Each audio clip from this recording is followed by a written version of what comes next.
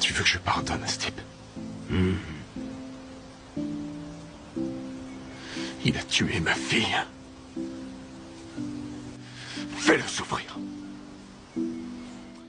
Qui n'a jamais été contrarié, qui n'a jamais été blessé par un être cher, qui n'a jamais été trahi par un proche.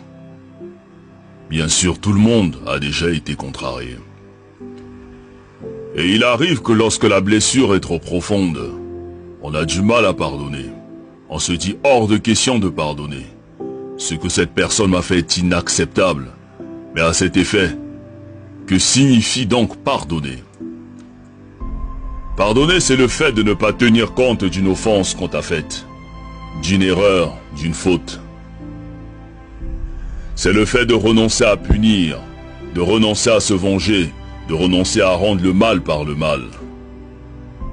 Seulement, il n'est pas facile de pardonner à une personne qui t'a fait du mal. Surtout, si tu croyais en elle, que tu avais confiance en elle. Tu préfères la garder prisonnière et tu refuses de lui pardonner. Le souci est que lorsque nous refusons de pardonner, nous nous constituons nous-mêmes comme étant prisonniers. Et on commence à développer la haine, à développer l'amertume, à cultiver la jalousie et à cultiver la rancune. Et pourtant tous nous souhaitons que Dieu nous pardonne. Pour nos erreurs, nos offenses, nos imperfections et nos failles. Mais nous refusons de pardonner les fautes des autres, comme si nous n'avons jamais fait du mal à personne, comme si nous étions irréprochables. Qui donc peut oser dire qu'il n'a jamais fait du mal? Qui est parfait? Qui n'a jamais commis d'erreur? Qui n'a jamais fait le moindre mal?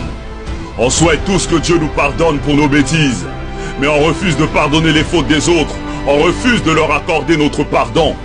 Et nous sommes toujours les premiers à aller à l'église, à aller à la mosquée, alors que dans nos cœurs nous avons des gens qu'on a constitués comme prisonniers. Mais jusqu'à quand allons-nous porter ces fardeaux? Jusqu'à quand allons-nous refuser de pardonner? Mais qu'est-ce qu'on gagne à détester ceux qui nous ont offensés?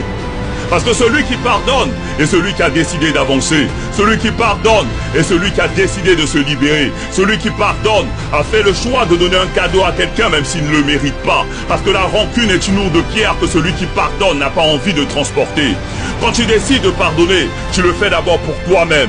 Tu le fais pour avoir la paix. Tu le fais pour avoir la tranquillité. Tu le fais pour être libre. Parce que celui qui refuse de pardonner est un meurtrier qui s'ignore. Pardonner, ce n'est pas oublier, ni cesser d'aimer, mais c'est se libérer d'un fardeau, c'est se soigner, c'est relever la tête, c'est prendre son chemin avec le sourire pour avoir un meilleur lendemain.